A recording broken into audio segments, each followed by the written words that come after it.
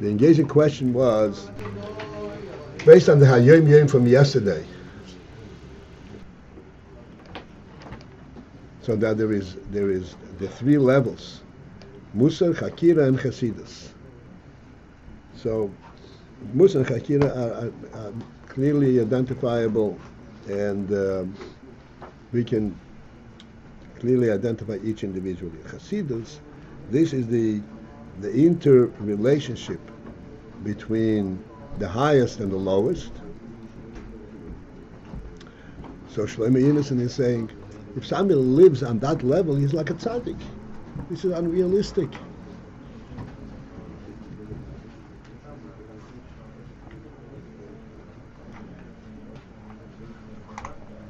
So we got into this discussion. I saw that Shlomo Yinison was very agitated about it. It really bothered him.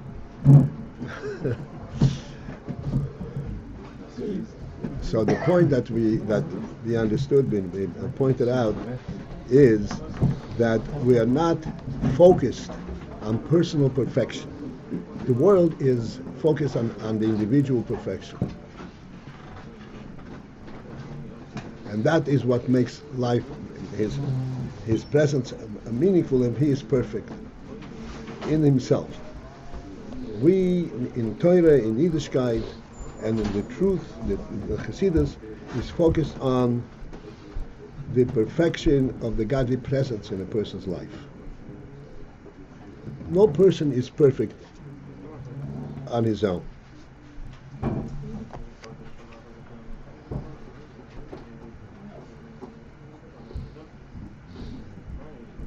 And so therefore the principle over here is to attain that madrega is very difficult, but to go towards that madrega, this is what avodah is, and in that respect he is doing his thing 100%. The principle of avodah.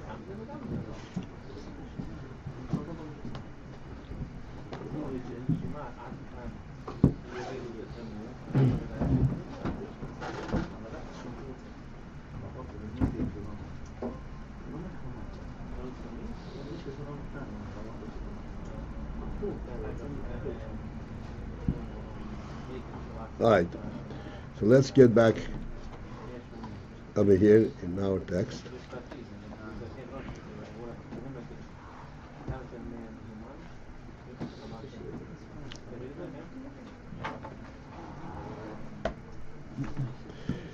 All right, so we are essentially still in this. We'll go back. We'll start from 5 lines from the bottom on page AyinBase 14. This is not for the first time, but we'll include what we have already identified and understood. The line begins with the word be-gan eiden.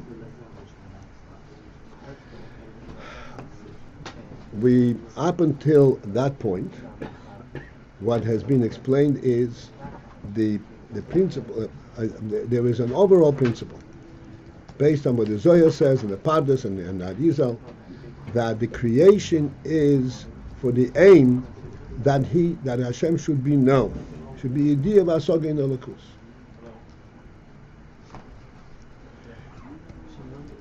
So, in trying to understand this principle, the idea of Asog in Elokus, the first principle is that we understand that the idea of Hasog in Elokus is not in Elokus as Elokus is unto itself. That is totally impossible. It is understanding Elokus as Elokus descends on the worldly level. Descending on the worldly level, relating to world, there are 2 levels, generally speaking. There's what's known as sovev olmin and what's referred to as memaale olmin. Thus far, we talked about memaale olmin, and we discussed it with many mishalim. Memaale olmin essentially means that the lakus itself is nisamtzim and nismait. It's reduced to the point where the lakus element can be contained and represented in a keli.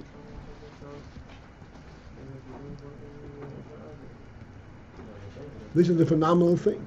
A keli is not oir, it's not nefesh, it's not a living thing.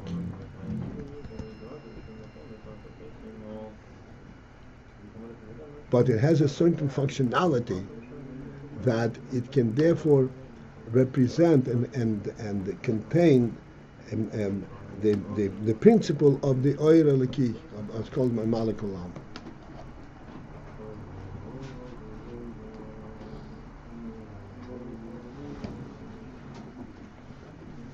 That oir eliki, at the level where it's memaale olmin, where it can actually be represented and be imbued in a keli, that oir eliki we can have a hasod, we can have an understanding of. Not only on its keli level functionality, but the oil that's behind the keli. That is what we spent the whole week last week, and getting to understand that this is what this is referring to.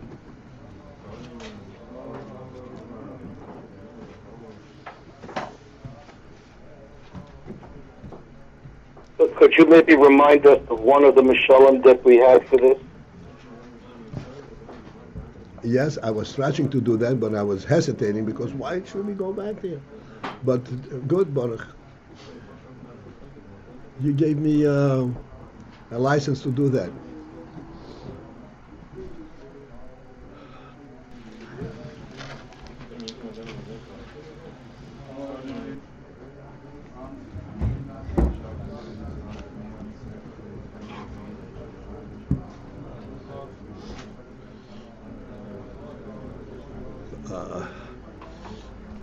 I don't know which motion is closest to our mind.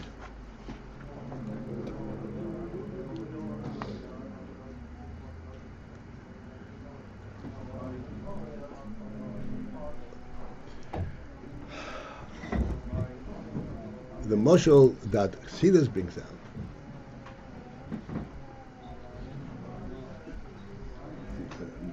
he said that the sun illuminates the world. This thing that the sun illumines the world, this oir, the essential element of oir, is not a worldly concept. World is oir is a separate creation in the world. As we all know, we all know in Chumash, that after the world was created, it was all dark.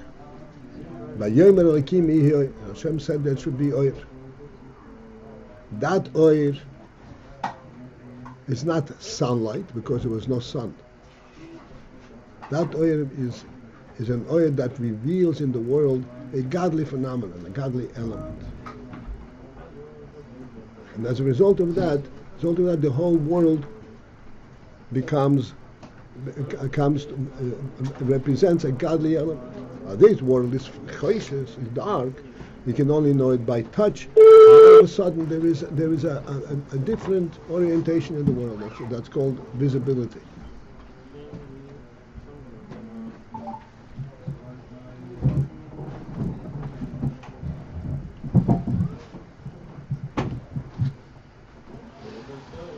This principle of visibility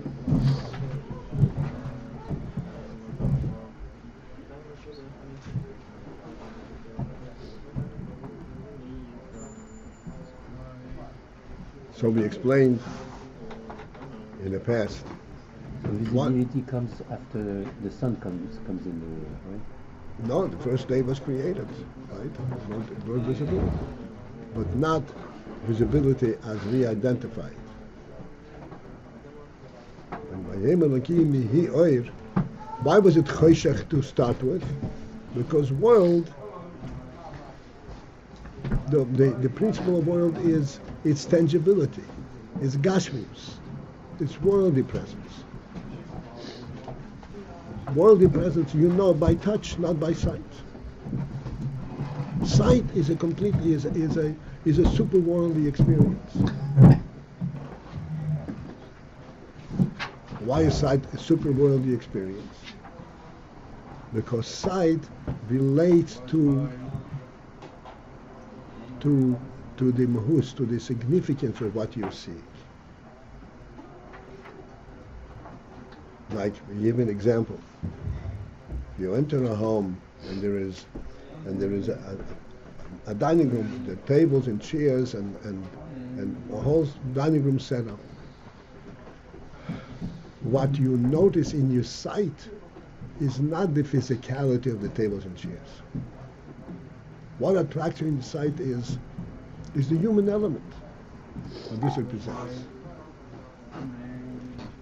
This is the oir.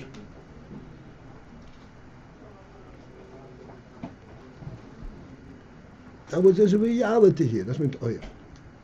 These tables and chairs are not just physical presence. There's a reality. There's human life going on. This is the oir.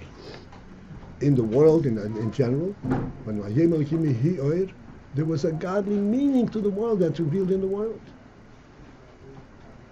This is what happened when in the first day was of creation. Like this, the world was exclusively choshech, worldly. And by he oir, she says, no, there should be also godliness in the world.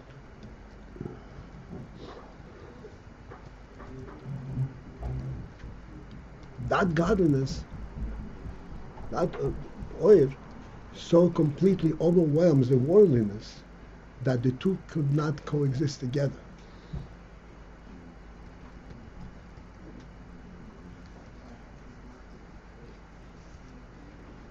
In simple terms, it means once one experiences the godly element, he can't go back to the worldly element. It just doesn't, he has no enticement. So that's why that light was concealed. And then afterwards came a different light. Let's call it, we know as sunlight. The sunlight is also a light, but it's not a light that eliminates the darkness of the world. As we explained many times, that light illuminates the darkness. When we have sunlight,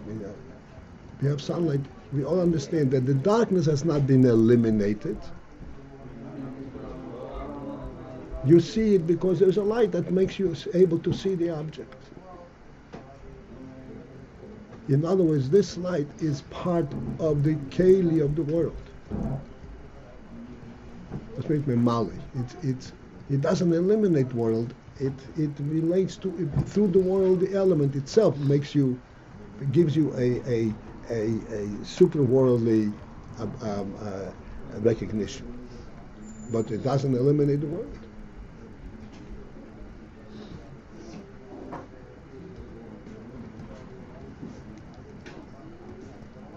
Is the light we're talking about now day or not? Even day.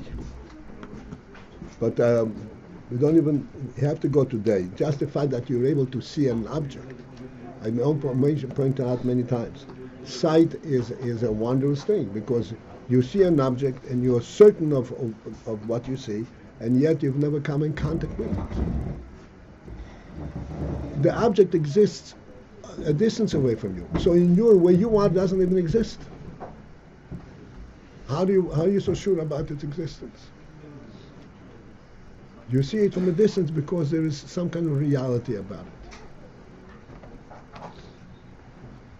That is not, world is not reality. World is real only if you can touch it.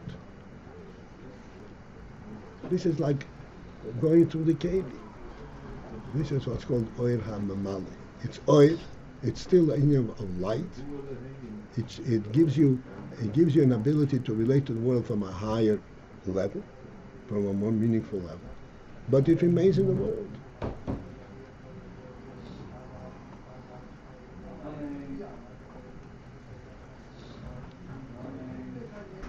We had another illustration.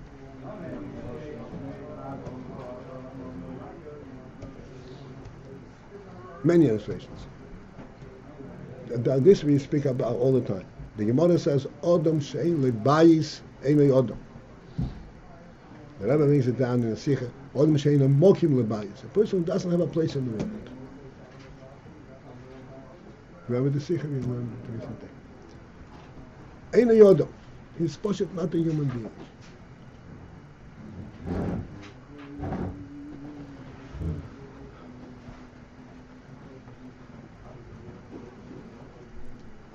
So we discussed Mosmit is not a human being. But then we all recognize that this Inyan, the necessity and the significance of this bias, ultimately manifests itself in the functionality of the home. The Gemara speaks on a much higher level, on an essential level. But ultimately it translates on the functionality. A home is a place where the person has a place to relax. He has his things organized. He can eat and sleep in peace. He has all his things and so forth. It has a functionality. The functionality element is not what the Gemara is referring to. The Gemara is referring to the essence of a human essence. But nevertheless, that itself was mislabish in Canaan. And ultimately, the other person, what's a home? Oh, I have everything in my home. To sense the Inyan that Odom Shein Bayis Einay Odom, that's already on a higher level.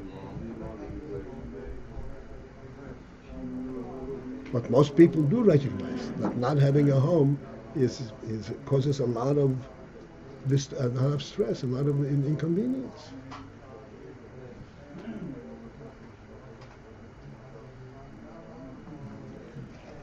So these are examples of how something infinite is so imbued into a physical setting. Into a keli. Into a keli. And it remains spiritual, that's my point. It retains its spiritual significance. A person who has his things in his home, properly organized, feels totally differently than things that are in disarray.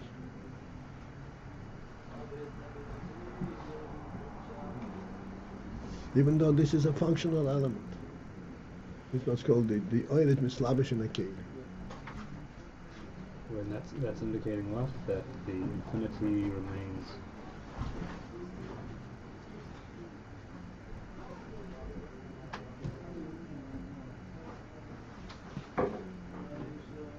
even at the level of practicality. Yeah, it is, that's right, it is recognized from the level of practicality. But within the level of practicality, there's an element of oir, of a human quality.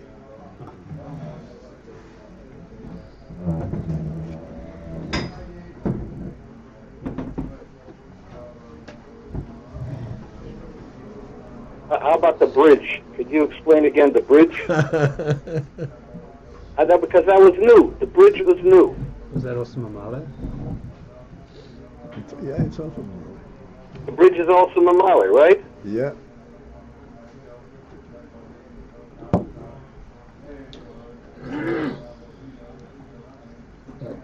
Just Yeah. it's being said a lot about oil, but oil gives highs. Memaale gives highs for the work, but oil is said to mean light, that we see the significance. But how do we say that oil actually gives the light itself?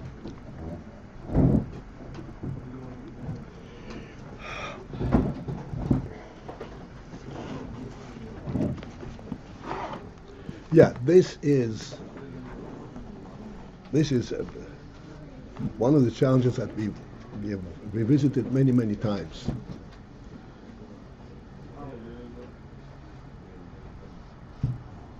They point out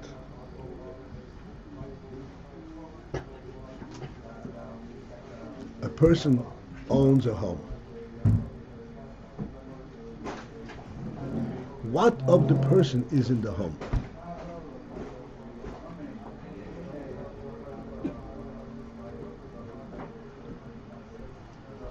So you point out very simply, a person enters the home.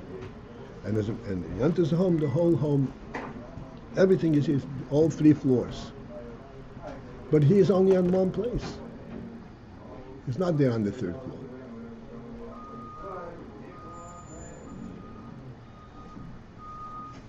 You brought it down to a very practical level. If somebody wants to climb into your attic, you have a house, 5 stories, and then there's an attic. The attic is a place where you've never visited. And somebody climbs into the attic and says, listen, I'm not interfering with your functionality whatsoever. I'm going to live here in this attic. Will you allow this to happen? Will he be justified to say, you have no reason, no right to throw me out of here? You'll say, no, you get out of here. And if you don't get out, I'm going to get the police to get you out. And you know something? The police are going to come and throw him out. Why? It's true, he's not interfering with you.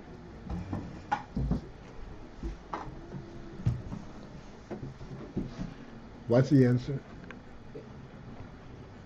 A human being, and I said, is an atzmi, is a real presence in the world, and therefore he has oyer, he has a presence. This presence is an intangible presence, but it's a presence. When he enters the home, he is present. He is present in the entire home, in every corner of it. And if you move in there in the attic, you are sitting on his head.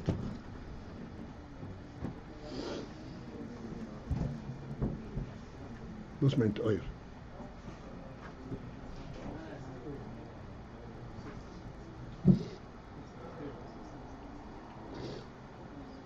And when you enter somebody's home, you'll behave accordingly, even if he is not present.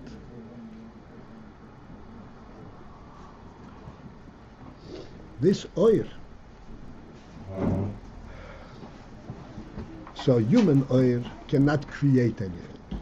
Human oil can illuminate, can give an aura of presence, and I like you and so forth. But oil and the key is able to create. Yesh Ayin.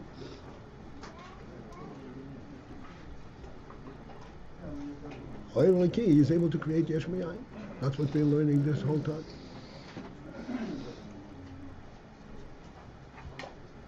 That's what we said, that has a koich or atzmus. Yeah, because it has a koich. Even in order memaale has koich. That's right. That's right. In our terminology, to bring it down to our own experience, our own seichel, this is what the Gemara says. Omar Malko Okartura. The Gemara says, Omar Malko Okartura. The Melech commands, he says, he uproots a mountain. Now, what is the significance of these words? The Gemara knows very well that if the mountain gets uprooted, it's because his servants are going to uproot the mountain. It's not going to uproot it automatically. So what do you want to say? Oh, that's a misrepresentation of fact.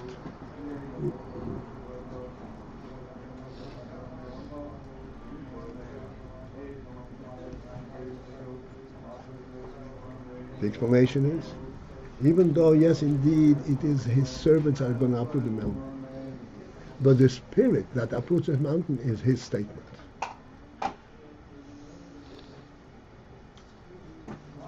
And there is no way he can possibly be stopped. It's as if, in other words, even though physically it's not going to happen, but it's as if his statement itself uproots it.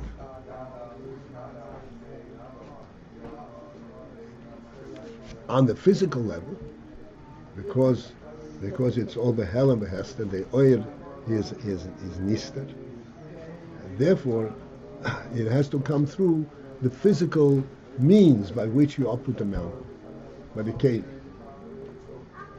But the keli itself is motivated by the statement of the Melech.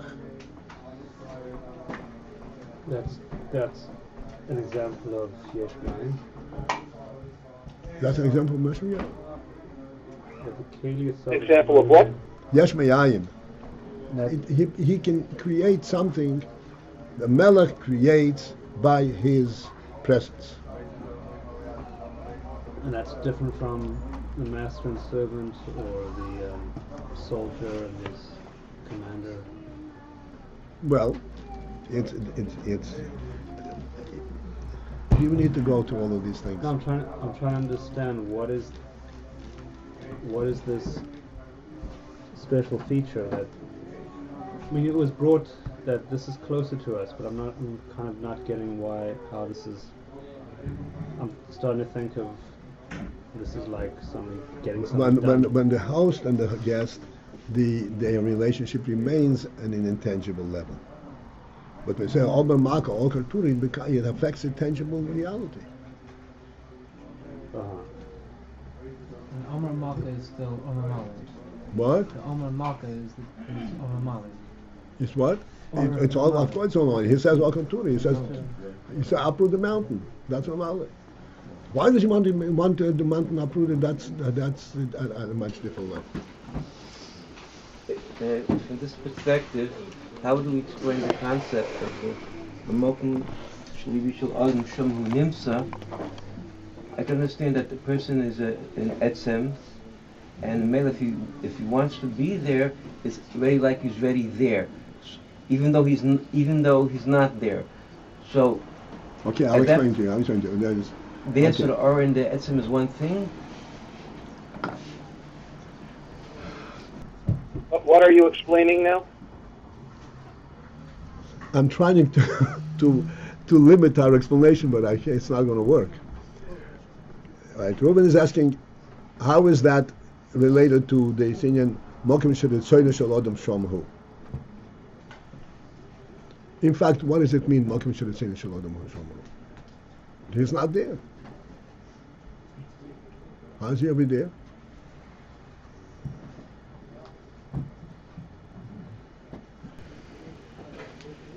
Let's see if we can focus in straight and not having to go. Why does a person want to be over there? It's 10,000 miles away from him. Doesn't experience it, doesn't see it. What relates him to that? What gives him that rotzen to be in China? It's within his domain.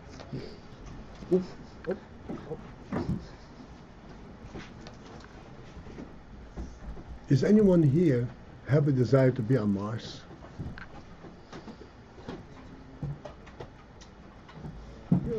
Fantasy. Yitzchak has a desire to be on Mars. Maybe he'll get there sometime. Can relate to it. Right. What is the principle? Please understand what that means. It's not a person's fantasy. Fantasy is not real. It's not Rotz. Fantasy is not Rotz. Rotz means a person's reality. Rotz means a person's reality. Rotz is a koyach hanefesh on the highest level. It's a reality of his nefesh. If he wants to be there, there's a reality to that world. Why? Because that, from a nefesh perspective, that place is here.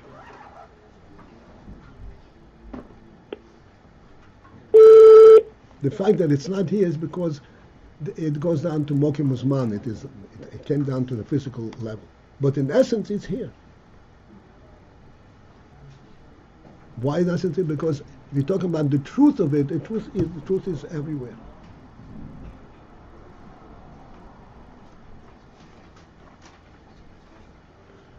Is China part of the world that got created in AyinBase? It is. And this is what relates everyone, an individual, to the entire creation. And this is why Mokim Shoritzin Shalom Shomhu, because the entire creation is completely. The fact that it then gets subdivided on the memaale olmin into different areas and different arenas, different domains. Yes, that comes out on a lower, on a practical level, on a completely lower level, but not on the rotzen level. That's on a seichel level. The rotzen doesn't know these distinctions.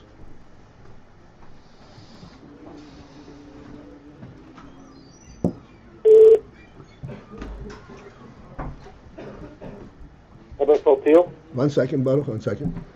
I'll bring this down a step further and you'll understand this.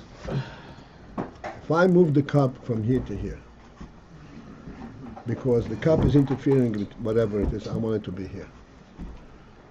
Please follow this. In this desire that I want the cup to be here, do I want that the cup should be moved over there, but the cup should be there? Be there. You understand what I'm saying? Moving over there is on a different level. It's on a lower level already, on the practical level. Because these are two separate places. But from my perspective, this is exactly the same place. From Tadirotzen, it's exactly the same place. And I already envisioned it to be there. Then it has to happen on a practical, physical level. This is the principle of memaale. When you're actually moving the cup, and this is already, so to speak, a physical function, we understand that when you move the cup, it's because you have a will, you have a rotzen that motivates this movement.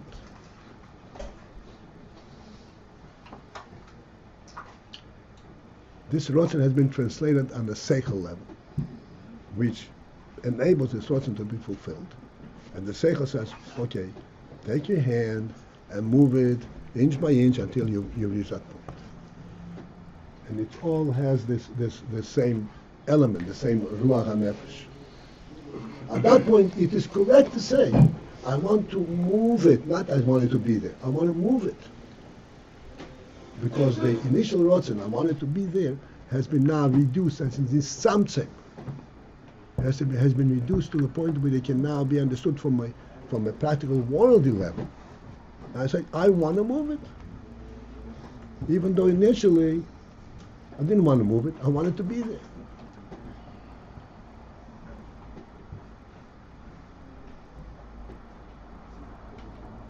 Baruch? Yeah, so I'm stuck way back, but maybe this is a good place you could relate it to. When you said memaale olmin can create yesh mi'ayin. I thought memaale olmin is like the result of creating yesh mi'ayin. How is it that memaale actually is creating yesh mi'ayin? When you actually move the cup with your hand, are you changing the place of the cup? Absolutely. Okay. That's the yesh mi'ayin. That's where it yesh actually mi'ayin. moves. You're moving it from one place to another place. But I mein, at a more general level, we say yesh mi'ayin. This is something that is the property of Atzilus. Right. Okay. So that's why when we give mishalim, we have to understand the context of the mashal. Otherwise, we cancel out the whole thing. In context, if something is standing here, and you can conceptualize that it can be over here, that's already a breakthrough in its current position. It limits its current position to the extent it happens to be b'mokim musman right now, but it doesn't have to be here. If you give enough time, it can be over here.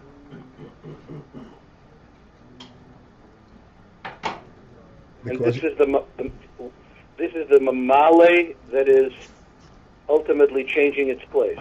Mm-hmm.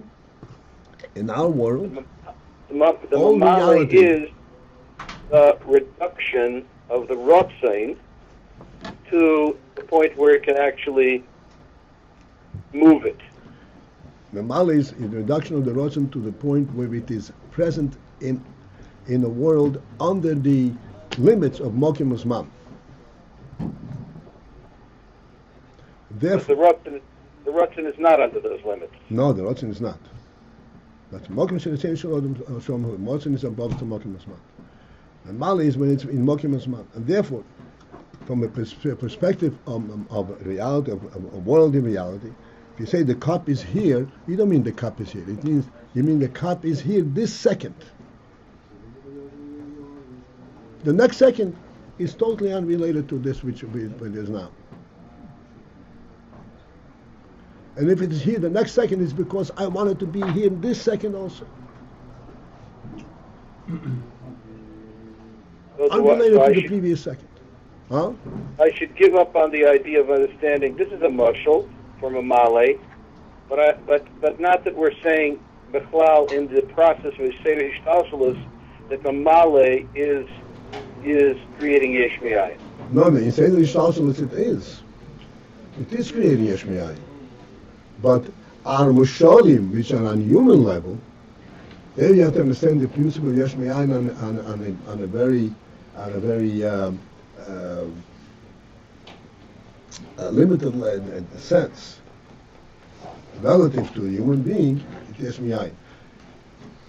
This cup, please understand, Baruch. This cup, and you don't see the cup, but here, can you see the cup? Well, if Shlomo Yedison would stop putting stuff up there on the screen that's not related to the cup, I can see the cup. Here it is, okay? Now this cup and I are two separate entities. Literally two separate entities. And we are in two separate places. And yet I can reach with my hand to a place where I'm not, and reach to this cup and move it. Within the limits of our world, this is yesh me'ayin. I'm changing in complete thing. That's why Chassidus explained the halicha. Well, halicha means walking. The person has to be a mahalich. He says mahalich means shaloi be'erech.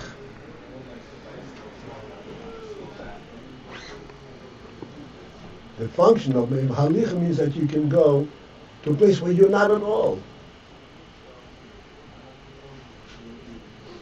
Shaloi be'erech. The real meaning for halicha is that you can go where you are not, and you're creating your presence there from scratch. This is the way it is. You know, this principle exists in our world, beneath the limits of mokim and zman. Because in fact, since this cup is here, it is here exclusively. It has no. It's not here at all. It's only here, and it's here in this particular time. That's where it exists. If it exists the next second, it's a new creation. That's the way things are from the perspective of the world. And to explain this, well, for us to get a grasp of it, I went all the way to the. Please understand. The cup is here this second, and the cup is here the next second. The reason it is there the next second has nothing to do with the fact that it was here in the previous second. Nothing compels it to continue to be. Saying even though the world seems to work that way, it doesn't have to be so. Doesn't have to be. There's nothing compelling that this cup should be here the next instant. If it is here, it's because God still creates the world. Nothing in the cup that says it must be here. There's no reality to the cup. I was saying folk yesterday. The reality of the world is the fact that the Rebbe creates it.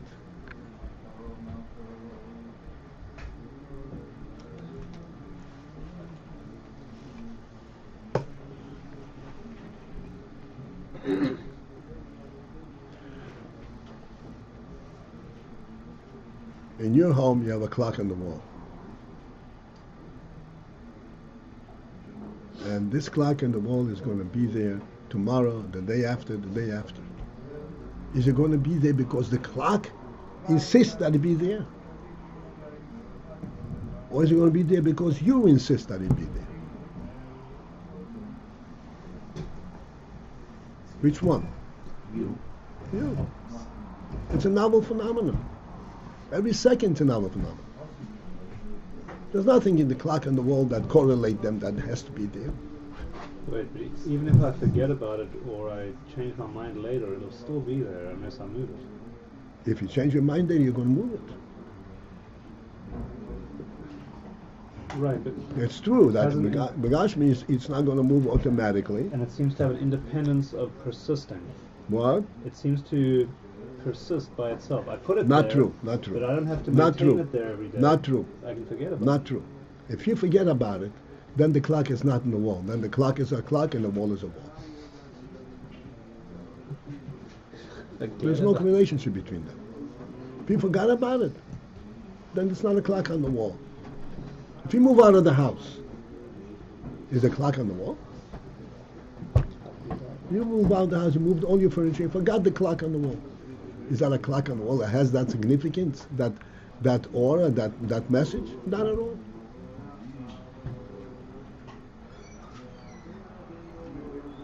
We discussed a clock on the wall is a human spirit.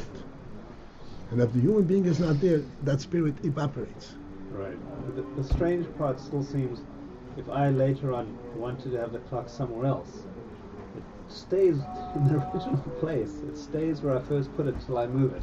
Because you still want it there. No, but the opposite. The clock, it stays in its place till I move it. Even if I've changed my mind and I did not get around to moving That's it yet, right. it stays in the original place till That's that right. moment I move it. That's right. So then it stays just like a clock stays in your closet. That's what I explained. Clock on the wall is not place. Uh-huh. Clock on the wall is a meaning. It's a spirit. Yeah. And if you don't want it So there, that it's it- no longer there. Uh-huh. It sounds from what you're saying, though, like what keeps the clock on the wall is the rotzing. The rotzing is what's putting it there, keeping it there, and the rotzing is not memaale. How is it the memaale that keeps it on the wall? No. The rotzen, we'd explained that the rotzen in terms of clock on the wall is not the clock on the wall. The rotzen is that a human being has to have a sense of time. Not the clock on the wall. So that rotzing has to get transmitted down to a lower level, which is the memaale, Which that is there a has to be a clock. seichel and midas, and then you have a clock on the wall. And this is the memaale. This is the memaale. If you have a clock on the wall in the dog's kern, it's not a clock on the wall. It's a joke.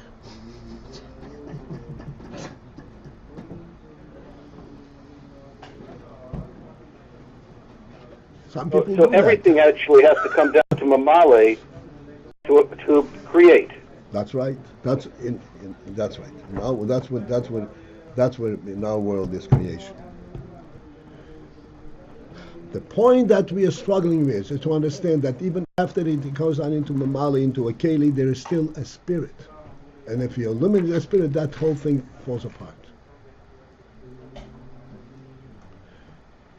And that spirit, this is what we're coming to, understanding this spirit, then we come to realize that there is that from mufla, like I said in our muscle, that in the rotzen there is an element in the person, a human being, that a human being has a function in the world, a real function. He has to know what time it is.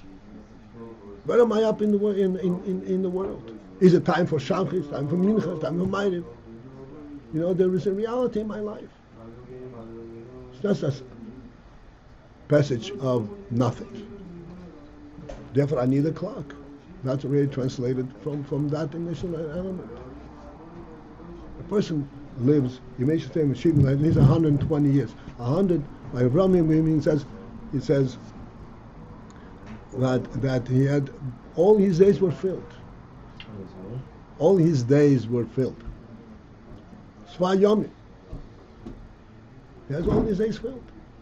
This is a human being living. Even though it's consistent days, but there is an element in his life that is above days. And every day represents some element of that.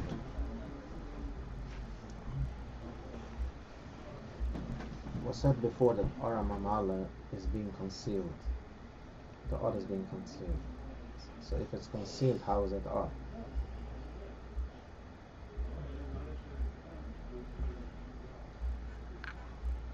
It's being concealed and concealed and concealed, and after all the concealment, there's an element of oil. Otherwise, it would cease to be. That's exactly what we explained.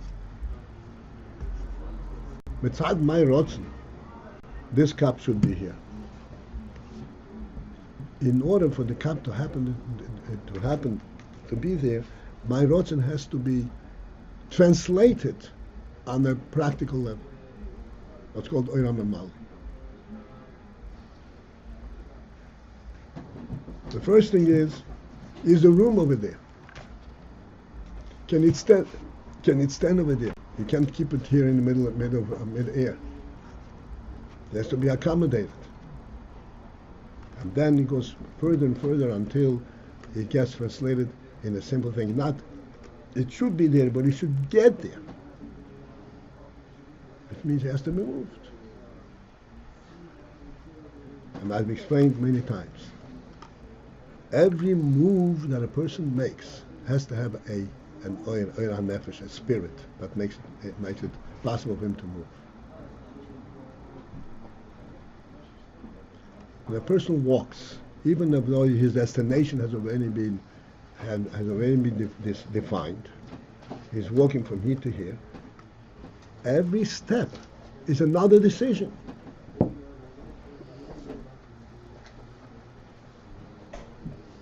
Nothing happens automatically.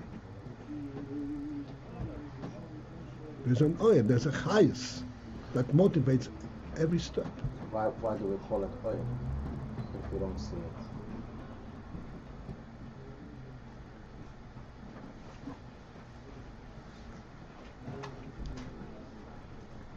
Oil, physical oil, you also don't see.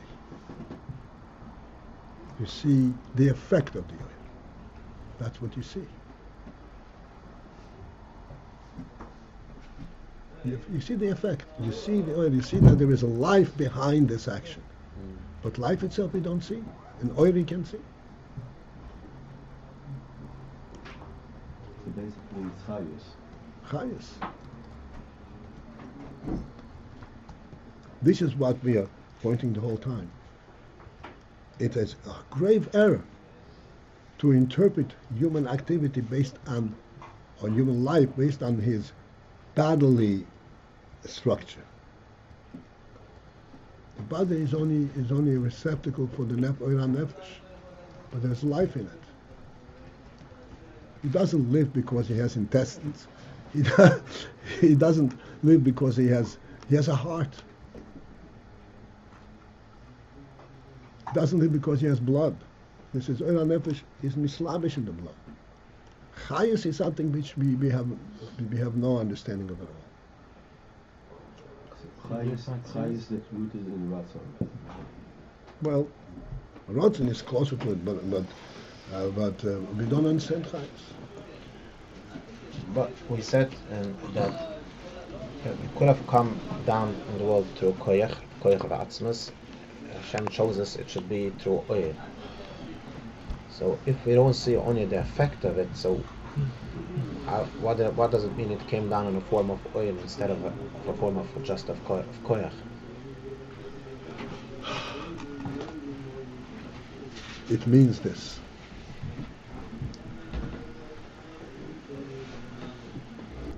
Everyone knows what this question is about? I didn't hear the question. Maybe you'll repeat it? There are a few words here, way back when, like, who knows, 2 years ago. 2 Sundays ago. 2 lines ago. When the Rebbe says,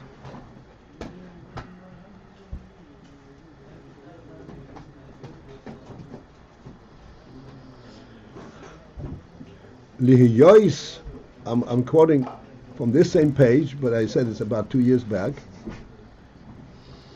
It's in the middle of the page. The line begins with the word Ha'atzmus. Lihiyois, li'avol lihiyois, the Ritzoyne Yizborech, who li is bebchinas oir. But because it's Hashem's will that it should be in bebchinas oir, in oir element, quality. Therefore, Ari bebchinas dveikus b'ha'atzmus. Therefore, this which emanates is dovek be'atzmus.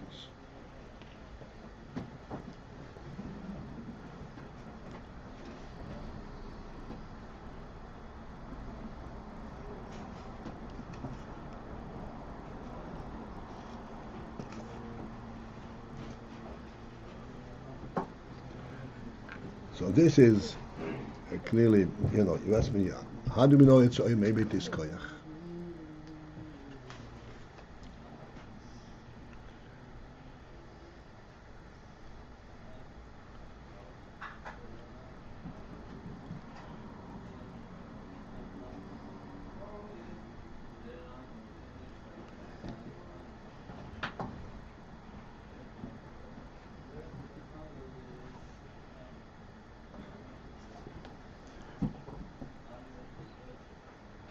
Let's go back to the Omer Malka Olker Tur.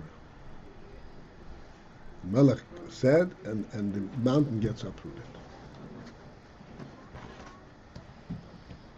So you're watching the workers digging up the mountain. The workers are digging up the mountain. You clearly know that they're digging up the mountain because it was a king's command to dig it up. Not digging up because they want to dig up the mountain. And every shovel that they dig up is motivated by the command of the king.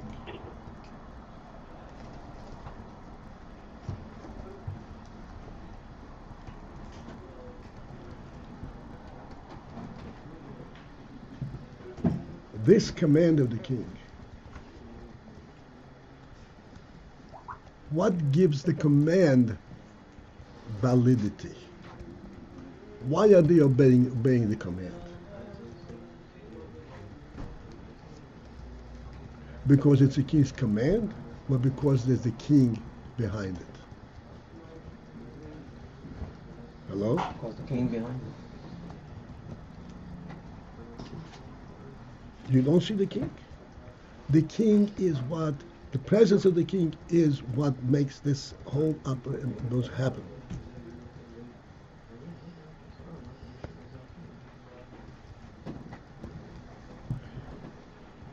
If it were not oil, then the answer would be no. It's not the king. It's the command of the king.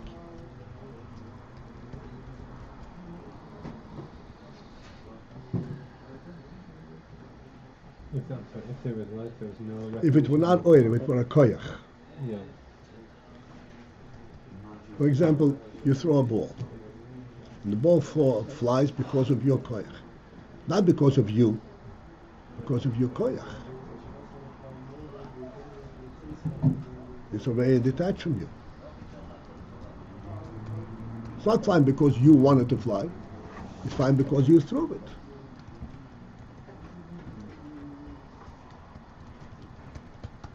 But Omer Malka Olka Turu is true because the king now wants it uprooted.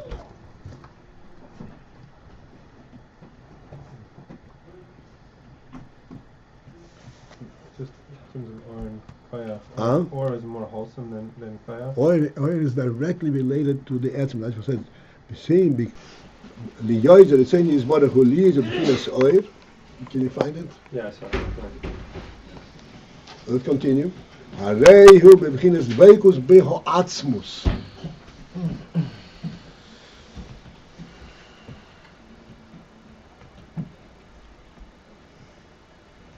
Therefore, it has the koyach is not dovuk. The koyach is not dovuk. Koyach is a mitzias.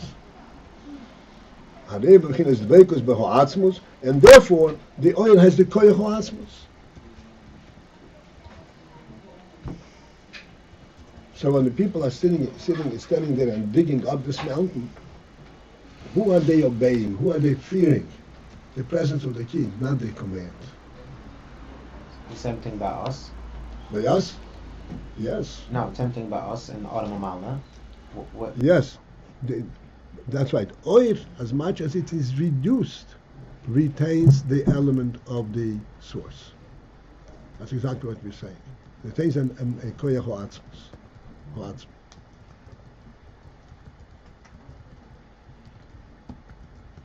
Even the oil liachar hatzimtzum, I mean, in other terms.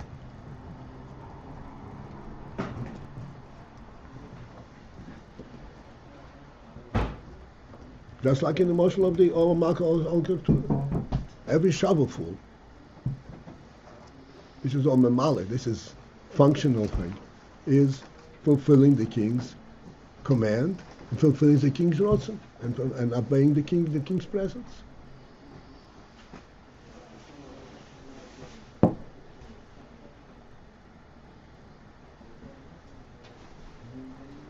Somebody one of the workers said, I don't feel like digging anymore.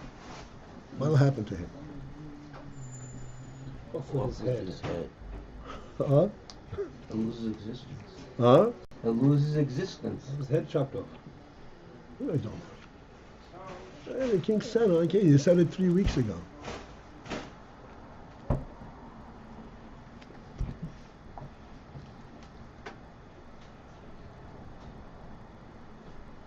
This was Oyer.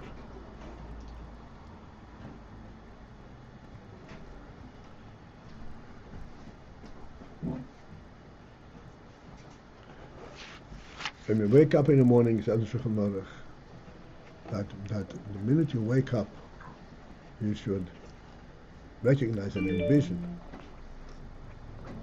that Melech Malach HaAvlochim is standing over you, and he is observing every one of your moves, whether you are recognizing his presence and you are doing his bidding.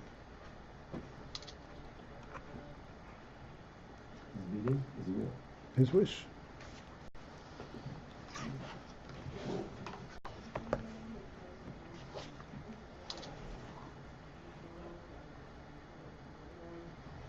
That's why we say, Moide Ayin Lefonecha. Lefonecha? The Rebbe gave you a neshama. This is a oir chayas. Will the Rebbe be involved in this?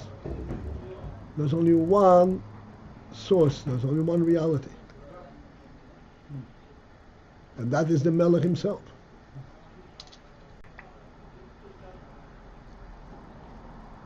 And we talk directly to the Melech. Even though there's all kinds of different commands and different oils and so forth. This is Pshat oil.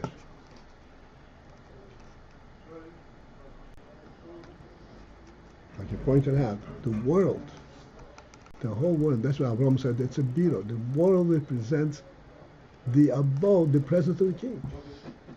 That's why the world is so rich, it's so versatile, so limitless. Because it houses the king. It has to be fit for such a function.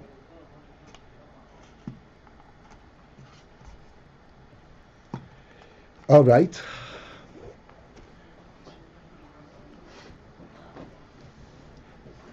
Thank you for going back to memaale.